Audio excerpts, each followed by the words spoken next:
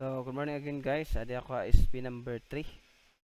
Um, a video support, video solution, and hininga problem. So, the problem says that the concentration of hydronium ions in a bottle of table wine was 3.2 times 10 to the negative 4 molar. So, the hydronium tells you about the acidity. Ano yung pagiging acid? Right after the cork was removed. And pagtanggal ako no, before ko no gintanggalan iya cork, ani hydronium is 3.2 times 10 to the negative 4. Katunga lang na iban, so warayon ko nala diretso. Ngan ang katunga ko no, nabiyaan hiya nga naka-open laha air o sa kabulan. Ngan after han sa kabulan, nakit-an ang concentration han wine, han hydronium ion amo gapitiya to be 1.0 times 10 to the negative 3. So dumako hiya. So, actually, di ba, 10 to the negative 4, nadako ito ha, kaya di 10 to the negative 3, na ibanan ng 0. Kita niyo ha, dapat sugod kami ito mag-isip. So, dumako hiya. Actually, the problem states, kung nagbabasa lang talaga kamon mo, pwes giniintindi niyo, makakasabot ka mo dahil problem nga.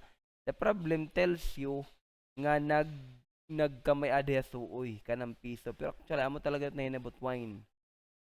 Nagiging suoy ito tuba daw, pabay daw hiya nga open. Magiging suoy ito hiya because your alcohol nga mo tapabuga iyo na turn hiya into an acid. Sa amin niya an acidity niya. Anyway, iba tiyang topic. Calculate the pH of the wine. So magamit lang kita hini nga iya formula. So again, your inorganic chemistry skill building lang kita. Nagpapaliwanag ako ng piso para may daka mo na HH lang kita ka ng piso para may daniyo to the real world. Diba? Imagine na niyo tiyo tuba. Ginsukol na yung pH han wine pa hiya. Tapos gimpabayan niyo nga open, tapos ginsukol utro niyo, masasabtan niyo nga maiba ito tiya pH talaga. So that is one of the application.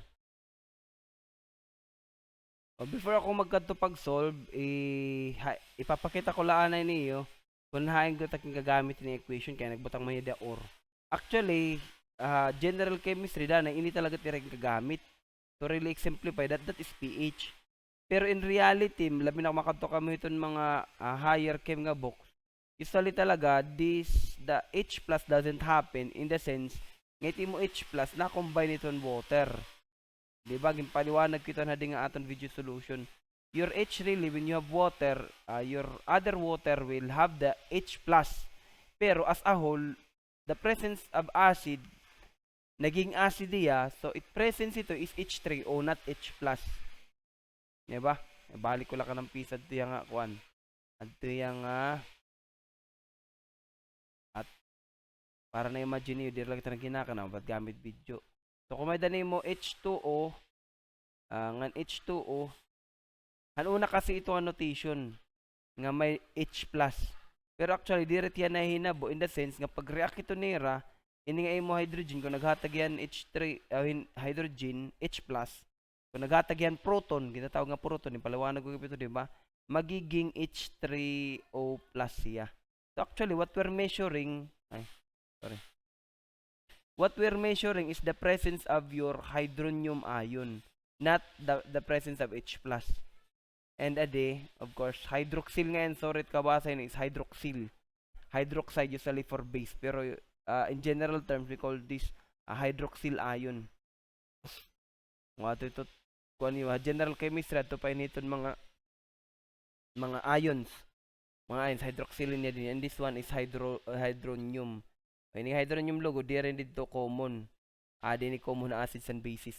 But this one, common ito labit mga compound nga na-react from your metals. Metals nga ni mo, non-metals. And anyway, wala nga chapter. So, the presence of this one, amo ito ging kakalculate. Ngan ging kukuha ang negative log. Negative log, ito calculator, the logarithmic. No ba? So, I believe also nga nakakita na kami ito. Logarithm. Anim ito inverse, anim ito power nga naka-base siya. Anyway, paliwanag ko lang sunod siguro by may hang up kami ito dida. But anyway, the pH, itatawag natin nga pH, diba, gitutunlob tala ito. But actually, in computation, paano ito na nahimot nila ng mga device, of course, pinagituhan pag-calibrate ngan pag sabot as standard amo talaga iring kasunduan. So by that, ang negative logarithm ito ang concentration kada mo hini. So that is now the pH. So we will just be using that formula actually.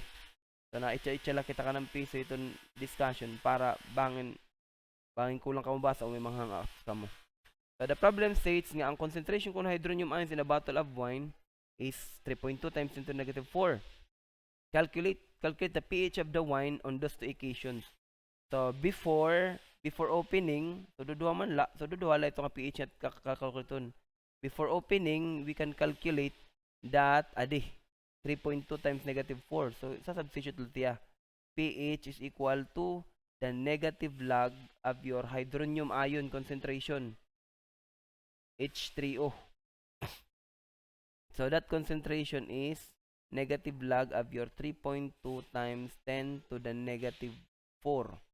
So pwede tatanggalan yan units because your pH usually acid base ini mga formula itatanggal talat pH basta maaram kita at iyakarag signon.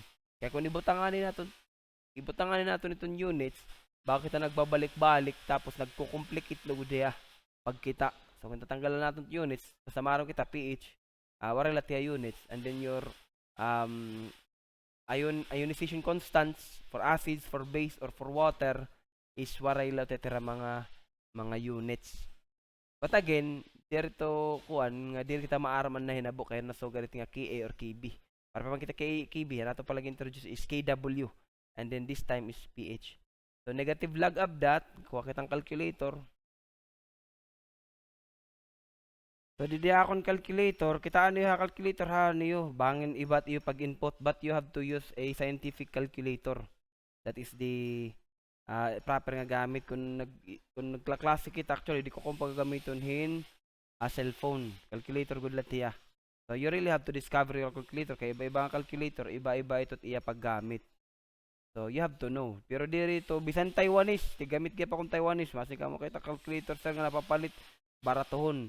Bisan baratohon basta scientific. Pwede to hiya. Ibalad pagbutang. Tapos of course, may mga calculator nga may the feature it iba nga wara it iba. But again, papreho latera.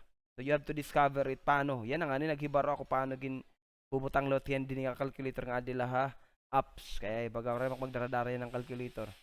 So didi gin 3.2 times 10 to the negative 4. So mapidlit ta kitohin pwede ko igbutang ha parenthesis para di rin niyan magkuan to avoid complication. So 3.2 tapos adila nga exponent ging pipidlit didi.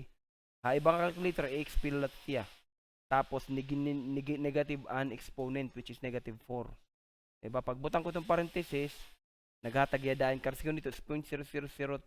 Again, that is because of your scientific notation. So dapat maaram kami ito kaya nasugad niya. And then iglalag ko tiya. Again, the formula is negative log ha. So iglalag ko ani tiya and then you will see that the answer is negative. Kaya ano? Kaya naka-negative log ito ya. So pag negate ko, to gin-negate kita toward negate ani mo log. So the answer now is 3.494. So pwede mo tiya i-drop to 3.5. So 3.5 talaga at answer. Okay? So 3.5. So which is ano to? Takbulpin. So which is 3.5 positive. So that must be 3.49 or 3.5 period. So that is your pH before opening. The next one is after a month. So after a month, saan lang no? The pH would be equal to the negative log of your 1.3. 1.10 to the negative 3. So bisan di rin mo tiyag butang calculator because your negative log is somewhat a base of 10. So that will give you 3. A base of 10 adi nga igbaw nimo. Diba? Because 1 man lakas iti mo adi didi. So the base of 10 that is 3.00. So that is your pH.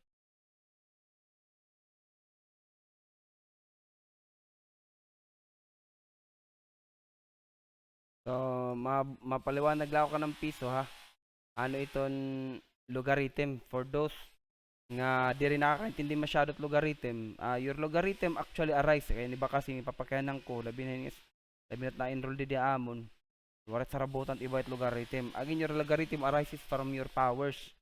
Labi na on the powers of 10. Amo itim logarithm. Itadem calculator on the power of 10 ito iya.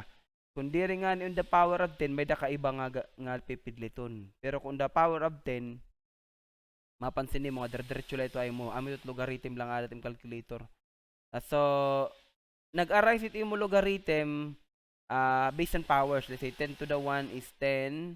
10 to the 2 is 100. Gamay lang ako ha, para makonect niyo. An medyo, 10 to the 3 is 1,000. So, paano man tiyan nag-arise? Kailangan natin logarithm pag-express para malaksi kita maka-identify ano itong igre-raise siya. So, actually, nga tanan nga number 2 raised to something. Pwede mo tiya kuhaanin pamilngon kung ano ito yung power. So, that is your logarithm. Pag sinabi mo, 10 raised to what number? Nga magiging 10. 10 raised to what number nga magiging 100? 10 raised to what number nga magiging 1,000? Actually, pag-express ito ay amo ito magawa sa logarithm. The logarithm of 10. Bakit ang sering 10 raised to what number? Ano ito nga number? Nasang lagi ito the logarithm of 10. So, makikita nato na calculator nga this is 1. The logarithm of your 100 is 2. The logarithm of your 1,000 to the base 10 in here to the base 10 is equal to 3. So that is where your logarithm arises. Sanglit kung waray di parating atong problem, 1 man na niya ubos, di ba? 1 man na niya ubos. 1 times 10, so 10 to the negative 3. So maron makdayon yung bisili kita gumamit calculator, that would be 3. Adiya kay may number man na ubos. So this is 10 to the negative 4, that is 4. Diba? 10 to the negative 4, that is okay, kita times man good.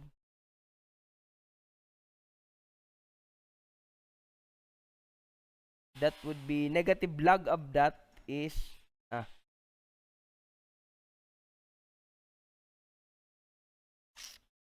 so ayun masyado ni pagkuno na kaya di kasi is ano takon pen.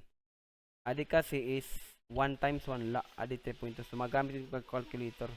Adi klaro man niya nga 1 times negative 3. So 1 man lagi po niya. So ano mo negative log of negative 3. Magne-negative 3 man kung inila tayo times 1 la. So negative 3 talaga. Tapos may negative kagawas. That would be 3. Adi kay 3.2 something. Diba? So magamit yung calculator. Okay, mo malibang ko automatic talaga at imo una-una. Laging buburo yung sir. But anyway, that is your logarithm and that is your answer for your SP3. So, and also, makikita ngayon natin, hanata kong pen. Makikita natin nga imo after a month, naghitaasan imo pH. So, nahitaas nga pH, nag-signify tiya nga animo acidity nagitaas. Naging acidic ya more. Kaya di medyo acidic naman niya actually. So, I don't know if this is a real situation nga talaga imo wine medyo acidic na tiya pag kundi rin pa. But anyway, we can try.